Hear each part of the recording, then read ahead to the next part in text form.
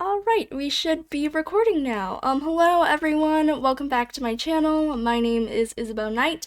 I am the young writer and the middle grade fantasy author of the Enchantria series.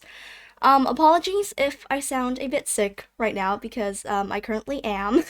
But today I am super excited to have with us here Rebecca Ansari, who is the author of I don't know, like I think two middle grade books by now. Yep. Yeah, Just turned it in my third, so hopefully that'll come soon. yeah, including the one I read, The In Between. Rebecca, thank you so much for joining me here today. So thank you so much for having me. It's awesome. Yeah. So, to start us off, could you introduce yourself, your books, and how you got the idea for The In Between? You bet. So as you said, my name is Rebecca Ansari. My pen name includes my middle initials, K.S. And my books are The In Between, as well as the first book I wrote, which is called The Missing Piece of Charlie O'Reilly. And they're both mysteries that involve something that's not quite of this world that the main characters have to figure out and solve. And so there is a supernatural, it's officially a fantasy because it's not realistic, but there's no dragons or anything of that fantasy style in there. Yeah, so, could you tell us a bit about how you got the idea for The In Between? You bet. So, like I said, I really like mysteries and an idea. Usually, when I write, actually, always when I write, I come up with a problem first, and then I start writing, having no idea what the solution is. So, in my first book, there is the main character's little brother's missing, and he has no idea where he went, and no one else believes him. His parents don't even think that they said, "You're an only child. We don't know what you're talking about." So he has to figure out that. So I started writing that with no idea what the answer was, but that was the premise. So then when I finished that book and sold it, the publisher said, "Great, we love it. We want to buy this book and whatever you write next." And I thought, I don't have what I'm writing next. I put all of my love and attention into this book. So then when I started The In Between, I had to come up with a new mystery. What was the new problem? So I actually went online and started just saying, what are some mysteries of the universe that have no solution that I could craft something? And there was a lot that was weird and odd and had no interest to me. But for The In Between, there is literally a train crash that actually happened in England almost a century ago, or over a century ago now. And there was a terrible fight. Two trains crashed into each other. There was a terrible fire. This was back when a lot of it was wood. And in the end, of the poor victims, there were two that were never claimed, and they were children. And no one came for them. No one said, "That's my child." No, who put them on the train? Who was supposed to pick them up? Never answered. To this day, there is a memorial in Charfield that says "to unknown" at the bottom. You can look it up online. And I thought, well, this is incredibly mysterious and weird, and I am going to come up with my own answer for how that could ever happen. So that was the start of this book that is set in modern day with a brother and sister who are dealing very differently with their parents' divorce. But the mystery of that gets wound into this story as they try to figure it out themselves. Yeah, and I love how you sort of tried to look up, like questions or mysteries that there weren't any answers to, so that you could sort of craft an answer yourself. That I think that is Yeah. really cool, and that is a really cool way to come up with book ideas. I've tried it for my third book. I was like, well, that worked out really well. Let's try that again. And it didn't work as well, but I decided to go with a different, a little more light, no death in my third book. So decided with COVID and the world situation the way it is, the next one's going to be a little funnier. So Yeah, I mean, like every book is different, and writing it yes, is yes. a very different process. But so, how did Every time. Cooper's character first come to you?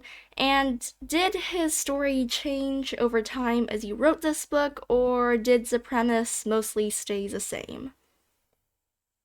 For Cooper, it mostly stayed the same because so when I was trying to figure out this idea, there's these two kids that no one seems to miss.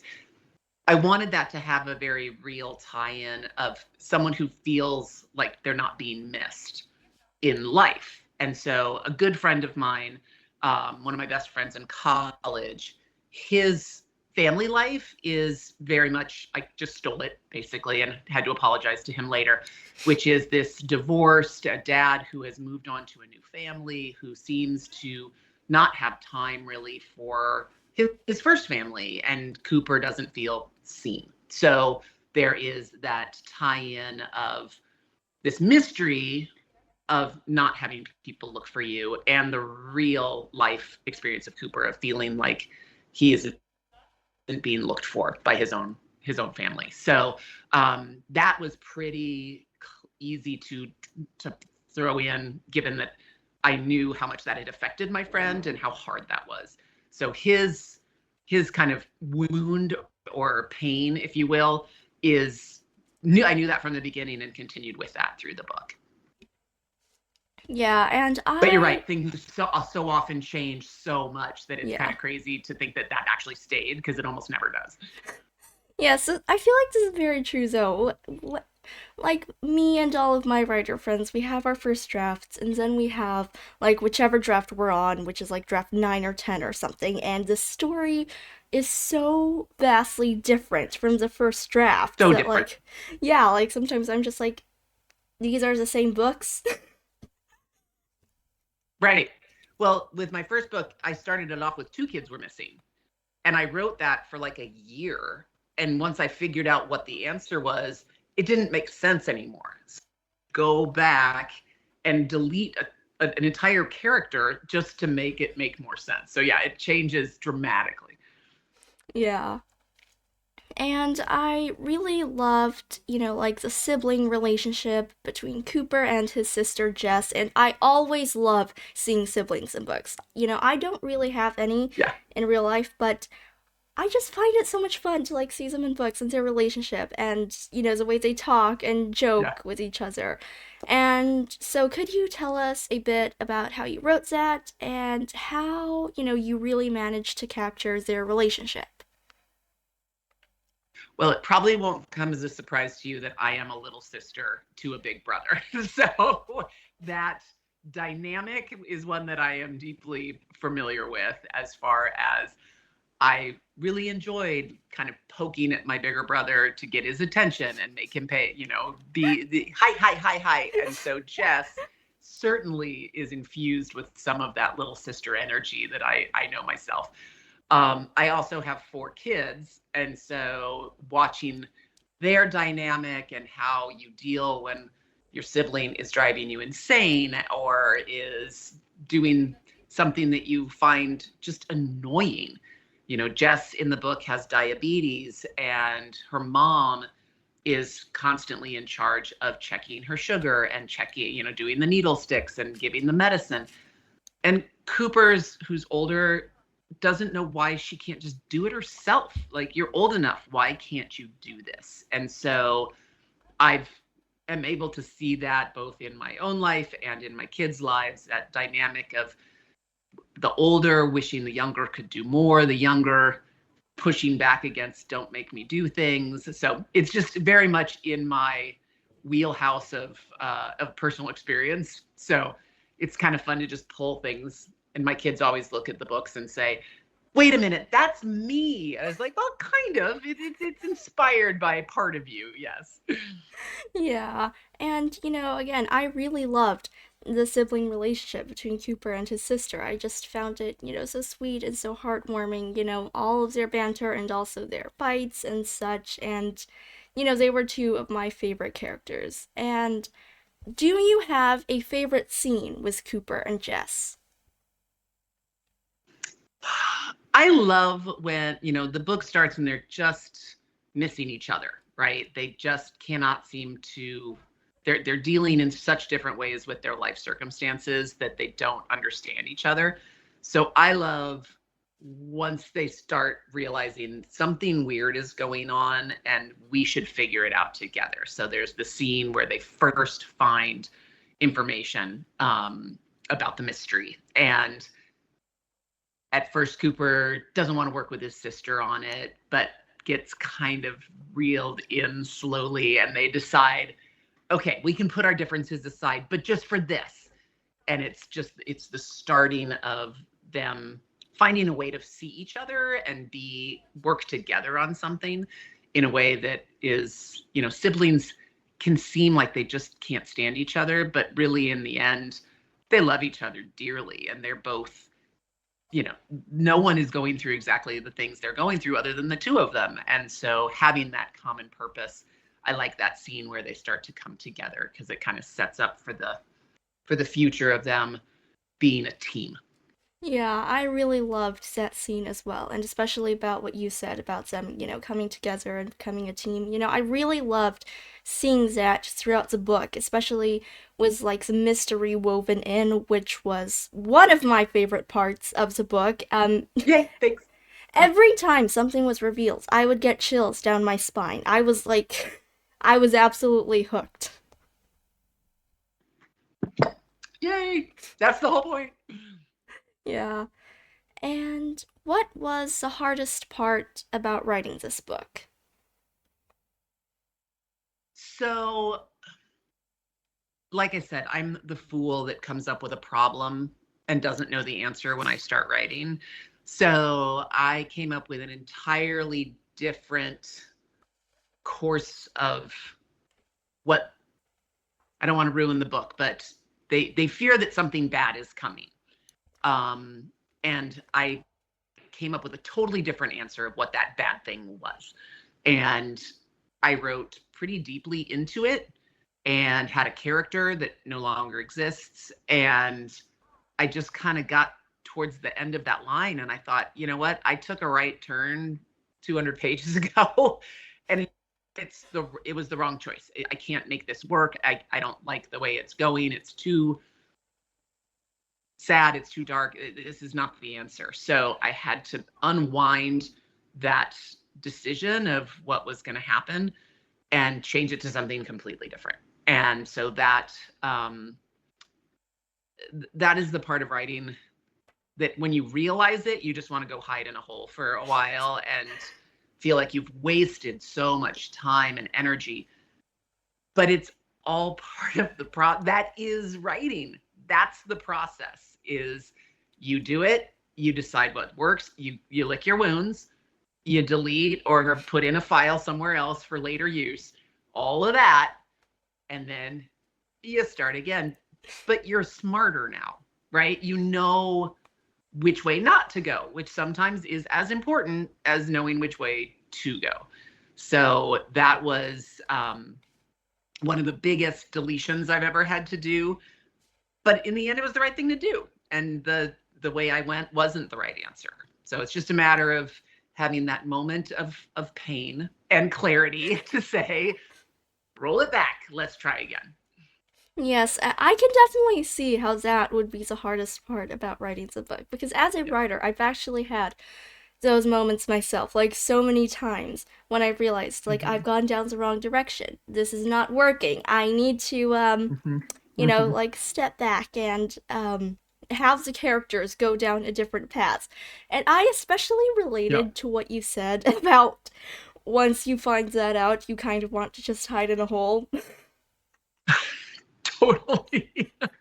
This is actually kind of what happened yesterday. I realized something wasn't quite right in my novel, and I needed to.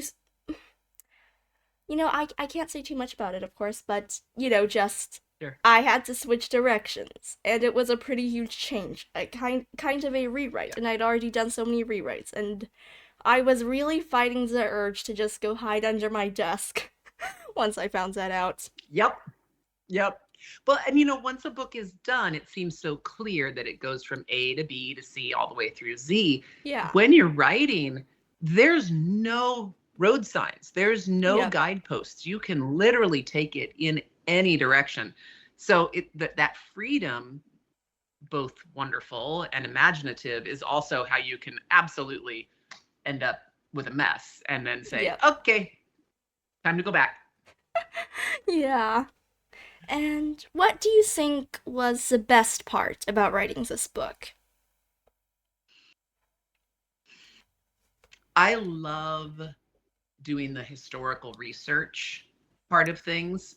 For those who haven't read the book, there are multiple scenes that are through history of other interesting historical events that are a little bit messy.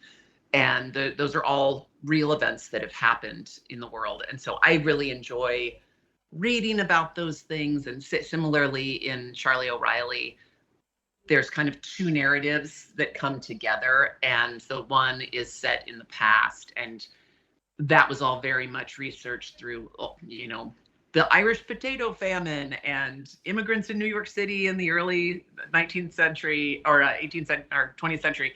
And I love digging for stuff that's factual and then playing with it in a way that fits both this really happened in the past, and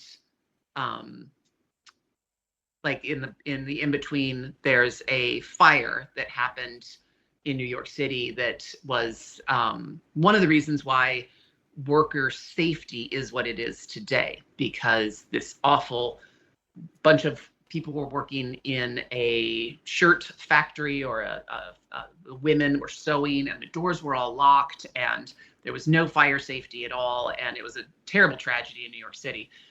And so reading about that, I didn't know anything about it. My friends who live in New York were like, well, yeah, of course, everybody knows about that fire. But I didn't. And I live in Minnesota. I don't know about New York history as much as some others. So I really enjoyed that part of writing, which is to take things from the past. And it also makes the books, I think, a little bit more informative of interesting things that have truly happened in our world.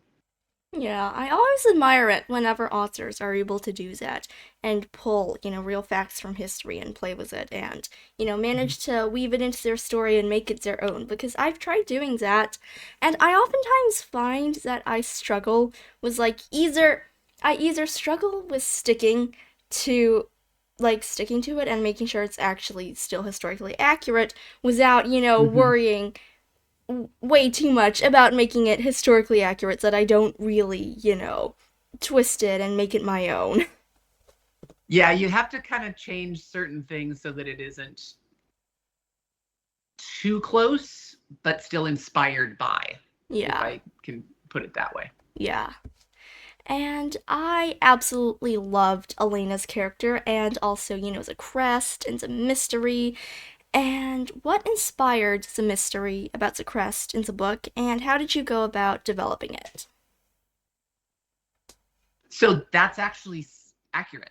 These two children in real life that were found in the fire had on uniforms, and they had markings on them that, again, they haven't figured out where they're from. They thought it was from a private school, or there was a theory that maybe they were jockeys, and so they weren't really children, they were just really small, and that maybe it was a uniform from uh, their horse riding. But that part's just true.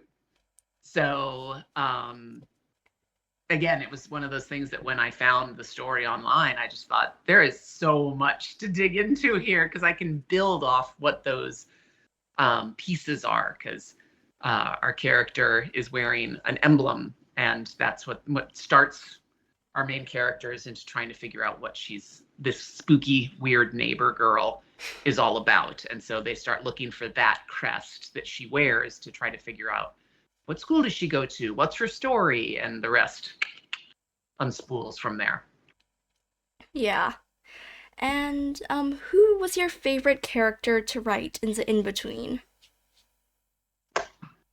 I love Gus, who we haven't talked about yet. So Gus is another new kid that they meet on the bus, and he's just a really nice guy.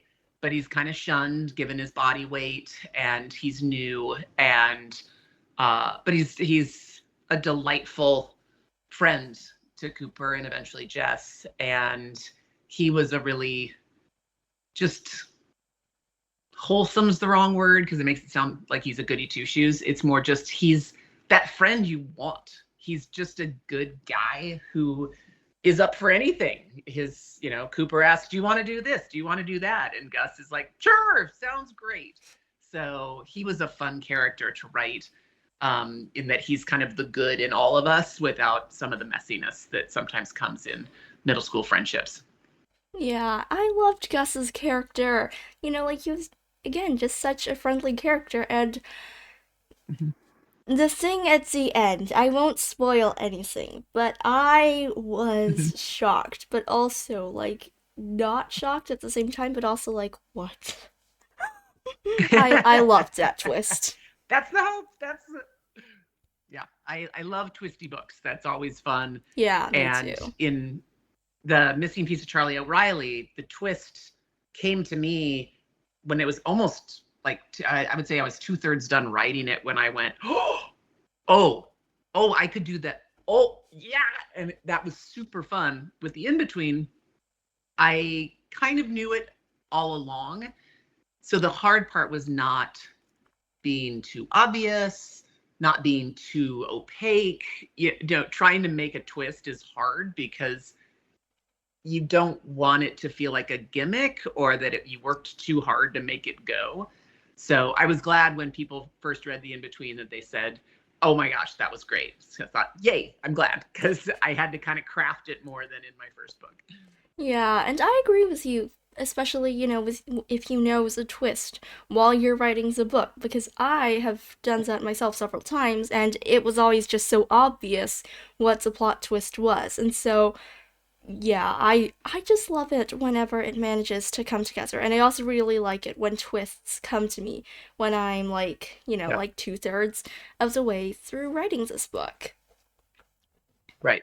Yeah, that was wonderful because I was just like, no one's going to see it coming because I didn't see it coming. This all this stuff is already written without even my own knowledge. So that was a Yeah. fun author moment. I literally sat up from where I was laying down and was like, oh my gosh, this could be amazing. I do that too. Yeah. Were there any parts of the in between that were inspired by real life? And if so, what were they? So obviously the premise, the train crash, my buddy and his life with dealing with the heartbreak of divorce and parent messiness. I'm actually originally trained as an ER doctor. I practiced for 12 years, and then when I left practice, started writing. So adding some medical stuff into a book. I never wanted my books to be about medicine or to be about like a lot of ex-doctors write crime novels that are based in hospitals and medical mysteries. That doesn't interest me. But it was kind of fun to give Jess a medical problem that is real and kids deal with, and it's hard, and you feel different, and you feel like you don't really fit in when you are constantly poking yourself with needles and stuff. So that was kind of fun to put in. The other real life thing would be obviously the pieces that come from history. I had to be really careful with the ending. So again, without giving anything away, the bad thing that happens was inspired by true events. But I didn't want, this is a modern day book set in a modern historical moment. And the real thing that happened has real people that still hurt from that. So I wanted it, again, to be inspired by real events, but not the thing that actually happened. Sorry if I'm being too obscure, but that was one. The other historical events, I was very true to history. For the final thing that goes down, I blurred it a little bit so that I didn't want to cause pain to anyone who these were their real life events. So I used that as a stepping off spot, the real event that happened, and then kind of blurred it into my own creation here and there. Yeah. Does that make sense? Yes, it does. Okay. For those who've And read it, you know what I'm talking about. Those who haven't, I yes, don't want to yeah, ruin like it. if you know, you know. Exactly. Exactly. Yeah. And so this is kind of a random, sneaky question I ask almost every writer I meet. But do All you right. have a secret pen name that nobody knows about? I do not. I thought about writing under my maiden name since I'm Dr. Rebecca Ansari. I thought maybe I should write under Rebecca Sheldon, but I don't really have any reason to other than to be obscure. So I am Ansari, and that is all. But I do have friends who do fan fiction under a different name, or they do romance under a different name, or if I write, I'm considering writing an adult book. Um, and then the question is, do you want middle grade books and adult books to carry the same name? Is that a problem if the adult book's very different than what you write for kids? So that's a question for the future. But at the moment, no. Yeah, I actually do have a pen name, and I honestly had no real Nice. reason to be choosing a pen name other than the fact that I sort of, when I first started writing, thought I would remain this mysterious, anonymous author, and so I just randomly decided, you know what, I'm going to make a pen name. I love it. You'll have to email me, tell me what it is so I can read your work. Yeah.